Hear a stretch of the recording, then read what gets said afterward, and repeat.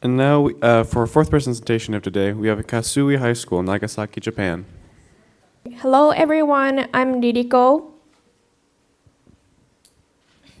I'm Kana. And I'm Suzuka. We are from Kwassui High School, Nagasaki, Japan. Our presentation title is Paradigm Shift.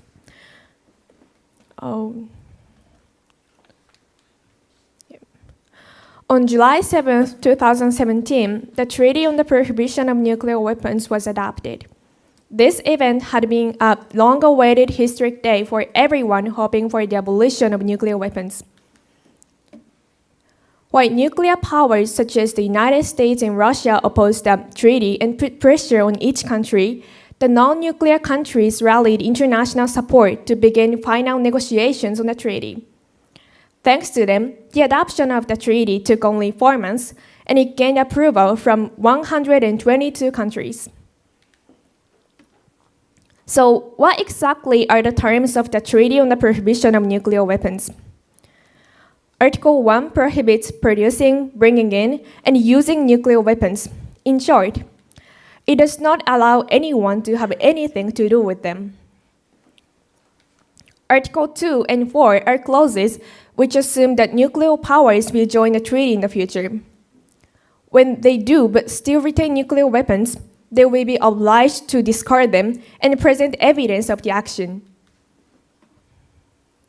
Furthermore, Article 6 obliges the parties responsible to provide aid to people suffering from the testing and use of nuclear weapons and to restore the environment that had been contaminated by nuclear activities.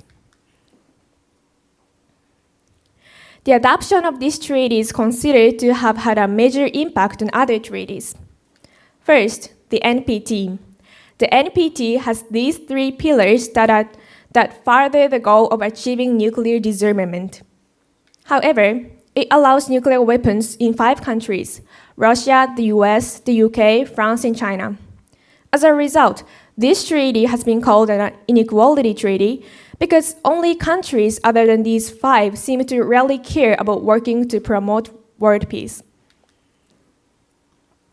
Based on this negative reaction, the Treaty on the Prohibition of Nuclear Weapons reiterates the 3 pillars of the NPT and outlines concrete prospects to faithfully negotiate nuclear disarmament. Next is CTBT. While the CTBT prohibits tests involving nuclear detonation, the Treaty on the Prohibition of Nuclear Weapons prohibits all experiments on nuclear weapons. However, the scope of the prohibition does not contain a concrete description detailing proper disposal or verification measures by nuclear powers.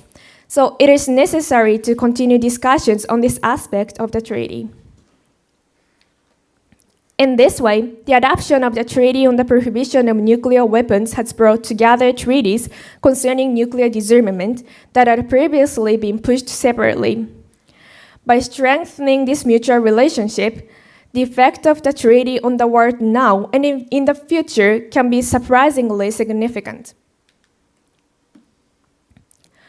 The Treaty on the Prohibition of Nuclear Weapons has brought into focus these 3 paradigm shifts. Let me explain the first paradigm shift.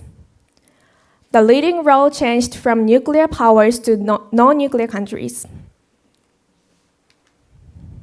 Currently, countries can be categorized into these 3. At present, none of the countries in Category 1 are participating in the treaty.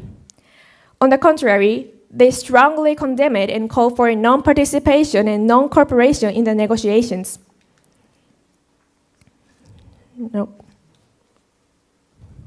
In particular, US President Trump has announced that NPR that promotes miniaturization of nuclear weapons, a low-power nuclear weapon. Russian President Putin announced at the beginning of this month that Russia has succeeded in developing the latest strategic nuclear weapons against the US missile defense network. These actions carry the risk of lowering the criteria for nuclear weapons deployment. Category 2 applies to the countries that belong to the CSTO centered on Russia and countries that are allied with the United States and protected by its nuclear umbrella. Japanese Prime Minister Shinzo Abe adheres to the policy of depending on the nuclear umbrella of the United States against the background of North Korea's nuclear threats and missile tests. In these circumstances that divide the world, countries in Category 3 have presented various interventions to Category 1 and 2 countries for the global ratification of the Treaty on the Prohibition of Nuclear Weapons. When they started negotiations last year, non-nuclear weapon-free zones collaborated to support the negotiations. The ambassador of Mexico said in an interview that this situation was expressed as the democratization of nuclear disarmament. As we have seen, from negotiation to adoption of the Treaty on the Prohibition of Nuclear Weapons, there was an awareness of dangers of nuclear weapons among non-nuclear countries and a change in their role. In order to realize a peaceful world, there is no need to wait for policy changes by nuclear powers, and it is possible to influence them under the leadership of non-nuclear countries. The various approaches that the treaty has brought will create a democratization of international debate on nuclear disarmament. We, Kwassui High School students, have been actively educating people on inhumanity of nuclear weapons and cooperating with civil society to shape a nuclear weapons-free world.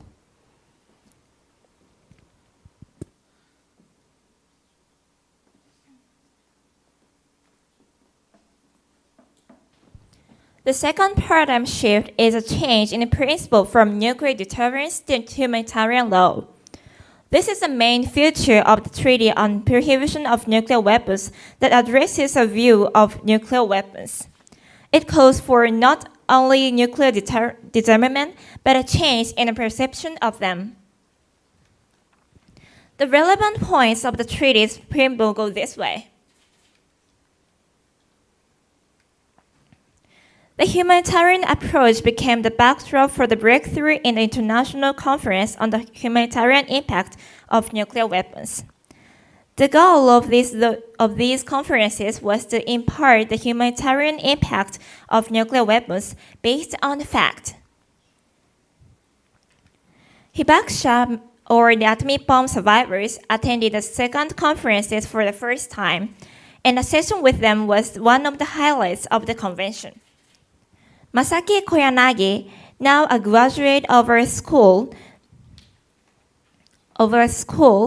conveyed the humanity of nuclear weapons based on her grandparents' experiences. These conferences raised awareness on the humanity of nuclear weapons, and the Treaty on the Prohibition of Nuclear Weapons was born.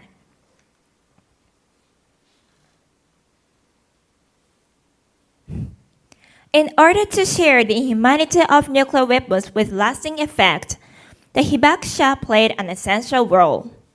They lived through terrible experiences in Hiroshima and Nagasaki 73 years ago, and they have survived with great suffering. We must take seriously the humanity of nuclear weapons they have passed on, and preciousness of peace they have been appealing for. It is our duty to share their legacy with future generations. This is a number of atomic bomb victims in Hiroshima and Nagasaki. How do you feel when you see this figure? By this number, we can realize just how terrible those events were. However, we must not just think of this figure. We should also consider the life of each person represented by it.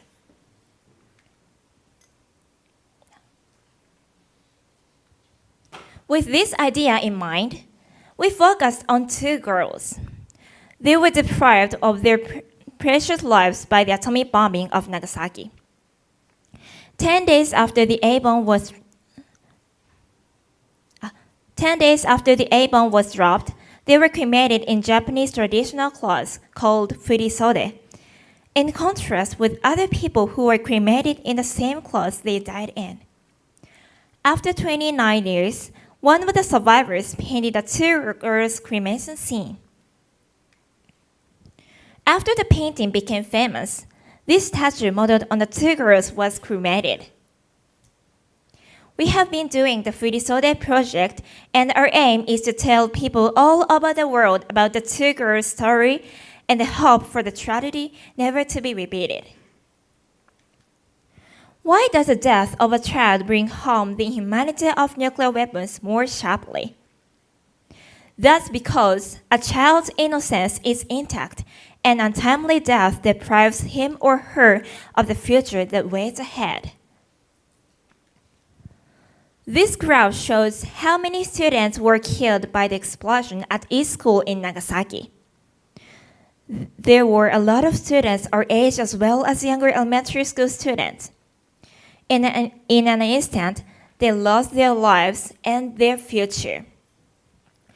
These are the figures of the casualties. However, as I mentioned earlier, the actual magnitude of the destruction cannot be expressed just by numbers. We must also listen to the story behind them to be completely convinced of the inhumanity of nuclear weapons. In connection with this, let's turn our attention to a new application called Nagasaki Archive. The Nagasaki Archive is a free application that can easily be downloaded to a smartphone, tablet, or PC. It allows us to view information about the atomic bombing in Nagasaki linked with its terrain. Using Google Earth Map, we can see a lot of variable photos and survivors' testimonies. With this tool, we can learn more about the actual impact of the atomic bomb on people's lives and share the information easily with others. This amazing map allows us to know the story of each survivor and to appreciate their hope for peace. In addition, this archive series also has a Hiroshima version, archives related to ground battles in Okinawa, and Pearl Harbor in Hawaii. We are using these to learn not only about the destruction in Nagasaki and Hiroshima, but also the disastrous inhuman results of wars as a whole. Recently, we participated in a lecture workshop conducted by Mr. Watanabe, who developed this application. We did an activity called Reboot Memories using new technology. Please look at this picture. It was taken 73 years ago in Nagasaki, just after the atomic bomb. For a better application of the tragedy, we can change it like this. This is one of the examples of reboot memories. By using new technology such as AI, we can render black and white photos in color very easily. Rather than just absorbing the fact of the past as a past, we can appreciate the inhumanity of war with realism by linking it with the present using new technology. The Nagasaki Archive and Reboot Memories make us feel closer to the life of each person lost in the atomic bombing and in the war. They appeal directly to us and urge us to reaffirm the absolute inhumanity of nuclear weapons.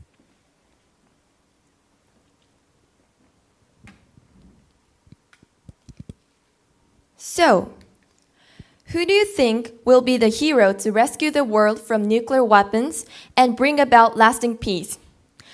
The leader of a country? No. A powerful government? No. The hero, or rather heroes, are us, ordinary citizens. The Treaty on the Prohibition of Nuclear Weapons stressed the role of ordinary citizens, and so the value of our efforts is rising. This is the principle behind the third paradigm shift, vertical to horizontal. Up until now, the power structure in the world has been top to bottom, meaning the world moved according to the leaders of nations. But from now on, the structure of change will be horizontal. The strong connection among the citizens of the world will move and direct it. ICANN has made great strides as the pioneer of this lateral relationship. As you guys know, ICANN won the Nobel Peace Prize last year for its outstanding contribution to the adoption of the Treaty on the Prohibition of Nuclear Weapons. ICANN, an organization composed of citizen groups, went beyond the boundaries of their respective countries and took a bigger step than their leaders or governments. The fact that NGOs from all over the world worked together and made the voice of Hibakusha heard was very instrumental in having the treaty adopted. ICANN became the axis and linked citizens as well as Hibakusha. It was indeed a great victory for ordinary citizens. We believe that this horizontal relationship structure is an ideal form of citizen movement. In fact, Japanese high school students have been working along this line for the last 20 years through its Peace Messenger and 10,000 high school student signatures campaign. Since two of us, our members, Miharu and Sachiho, has introduced these activities, and I think you guys have our brief. So I think you guys know about these activities, so I would like to skip the introduction of these activities. But through 2 decades, citizens' interest in our activities has increased, and it has been taken up in newspapers and TV shows. Now, this activity, which started in Nagasaki, has spread not only all over Japan, but also all over the world. Our secret weapon in the continuity of this endeavor is the support of citizens. It has been kept up by the strong desire for peace of many citizens, including young people, with the slogan, "Our efforts are humble, but not powerless." We might not be able to make quick, radical changes in the world, but we know that we are surely making a difference. This year, the idea that our undertaking may be suitable for the Nobel Peace Prize was brought up, and so we made an application for the nomination to the Nobel Peace Prize, backed by strong recommendations. About 1 week ago, I was sent to Norway as a peace messenger, and I had a chance to meet high school students and citizens there. At first, because my grandmother is Hibakusha, and I know how horrible my hometown was in 73 years ago, I was keen on propagating the thoughts of the Hibakusha to the people of Norway and appeal for the abolition of nuclear weapons. But it seemed that there was more there than I had previously learned. Norway, one of the countries in Northern Europe, is well known for its social welfare infrastructure and has a mature civil society. Its educational system turns out young people who are highly interested in and conscious of social problems. For example, I was able to meet Changemaker, a youth organization actively working not only on the problems of nuclear weapons, but also on issues concerning the environment and human rights, among others, and so on. Because the problem of nuclear weapons is intertwined with various others, we have to look beyond the horizon. In order for citizens to act together, it is necessary to raise each individual's awareness and interest. And I also had a chance to visit the Foreign Ministry of Norway and Miss Marianne Borgen of Norway, the mayor of the Oslo city, and the Committee of Nobel Peace Prize. Luckily, I think you can see the man in the center. He is one of the members who select the winner of Nobel Peace Prize, and luckily we were able to appeal our activities to him directly. Anyway, in reference to our slogan, the people I met in Norway said that if we are really thinking about changing our world, we we shouldn't say that our efforts are humble. They told me to be more aggressive about it. Evidently, the thinking on how to get things done is different in Japan and in Norway. But more importantly, we share the same goals. People power can be felt in both countries. My visit to Norway was surely a big step for our activity, expanding and strengthening the horizontal relationship between our people.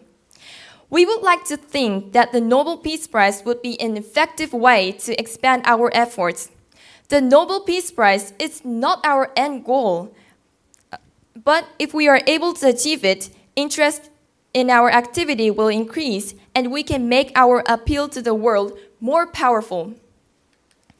Now we can see 3 key points for making a horizontal relationship work from the 3 examples covered so far. The first is the most basic. Make our voices heard. Second, raise interest and awareness. Third, think and act on a global scale. By covering these 3 points, we can change the world and fulfill our role as its citizens. In conclusion, let's review the 3 paradigm shifts that examined today.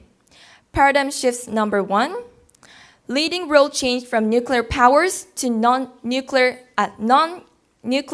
countries. Number 2, principle change from nuclear deterrence to humanitarian law. Number 3, relationship among nations change from vertical to horizontal. With these changes, our efforts to free the world from nuclear weapons will be more effective.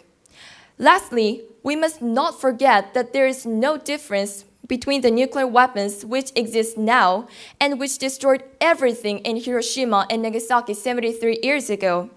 But how a nuclear weapon can protect us in terms of nuclear deterrence? But of course I know that it won't be easy to achieve the peaceful world without nuclear weapons. But you know, our efforts are humble but not powerless. We must keep working on. We young people from Russia, USA, and Japan have an important role as citizen leaders. With our power, let's paradigm shift the world from possession to abolition of nuclear weapons. Thank you for listening.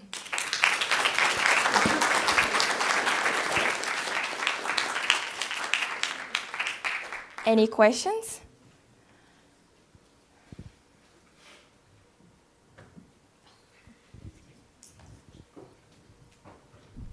Thank you for your very active introduction of your activities. And my questions are a little. And what means your slide, the previous? Our efforts are humble but not powerless. Yeah. Next slide.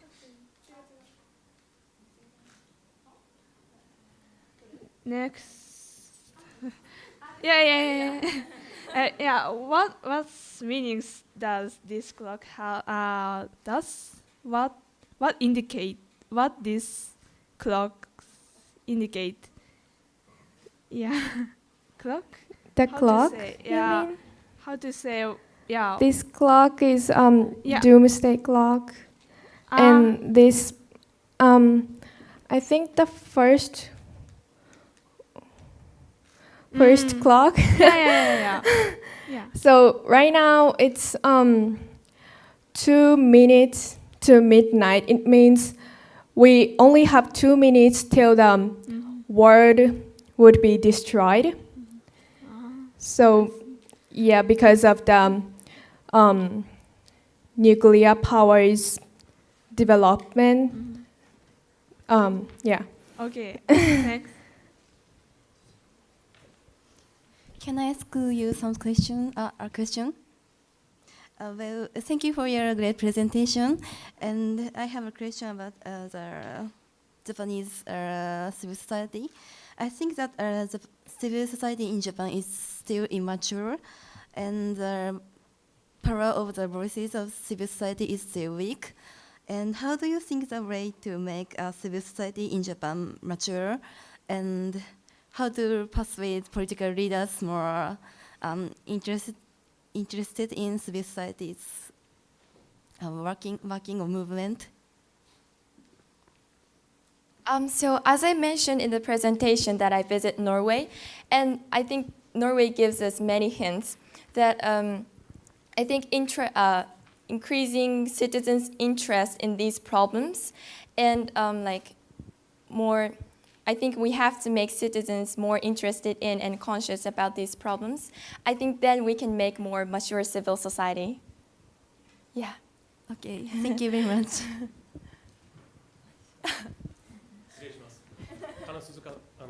Could you go back to the last slide? Last slide. Your final slide, the closing, it says thanks, and there's a picture of Kwassui students. Yeah. For some of us in this room who might not know, could you tell us who the gentleman is you're standing with? Could you explain a little bit about him? He's very instrumental. He's a great guy. Thank you. Fine presentation. He is Mr. Kawasaki Toru. Kawasaki Akira. Yeah, he is the only one Japanese member who work on the ICANN. He is the top of Peace Boat. Yeah. Thank you. Yeah.